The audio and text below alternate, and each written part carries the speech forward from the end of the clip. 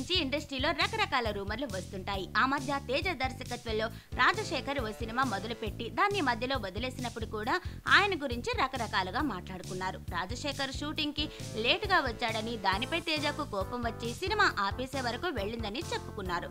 మరోవైపు రాజశేఖర్ ను వేరే సినిమాలకు విలన్ పాత్ర కోసం అడిగితే ఆయన చేయనన్నారని అన్నారు. ఇలా ఈ సీనియర్ హీరో గురించి చాలా రూమర్లే ఉన్నాయి ఇండస్ట్రీలో. తాజాగా ఒక ఇంటర్వ్యూలో రాజశేఖర్ ఈ రూమర్లన్నింటిపైన స్పందించారు. కొన్ని సంచలన విషయాలు వెల్లడించారు.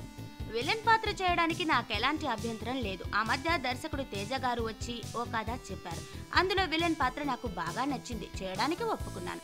కానీ ఈ క్లైమాక్స్ విషయంలో తేజ గారికి నాకు ఏకాభిప్రాయం కుదరకపోవడం వల్ల ఆ ప్రాజెక్టు పక్కన పెట్టేశాం. రామ్ చరణ్ నటించిన ధృవ సినిమాలో విలన్ వేషానికి మొదట నన్నే అడిగారు. దర్శకుడు సురేందర్ రెడ్డి జీవితాతో విషయం చెప్పాడు. సూపర్ క్యారెక్టర్ కావడంతో చేస్తానన్నాను. కానీ తర్వాత నిర్మాత ఎన్వి ప్రసాద్ గారు కలిసి తమిళంలో నటించిన అరవింద్ స్వామినే పెట్టుకుంటున్నామని, ఆయన నటించిన సోలో షాట్లని తమిళం నుంచి అలాగే తీసుకుంటున్నామని, నన్ను పెట్టుకుంటే మళ్ళీ ఆ సీన్లు రీషూట్ చేయాలని జీవితాతో చెప్పారట. సరేలే పర్వాలేదనుకున్నా.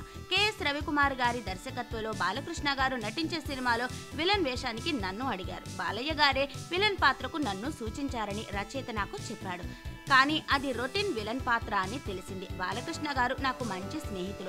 కథ విన్నాక ఆ క్యారెక్టర్ బాగోలేదని చెప్పడం బాగుండదని చెప్పి ఆ కథ కూడా వినలేదు. చిరంజీవి గారు నటించిన స్నేహం కోసంలో విజయ్ కుమార్ గారు చేసిన పాత్రను నేనే చేస్తానని అడిగాను. కానీ నేను చేస్తే చిన్నవాడిని అయిపోతానని చిరంజీవి గారు వద్దన్నారు.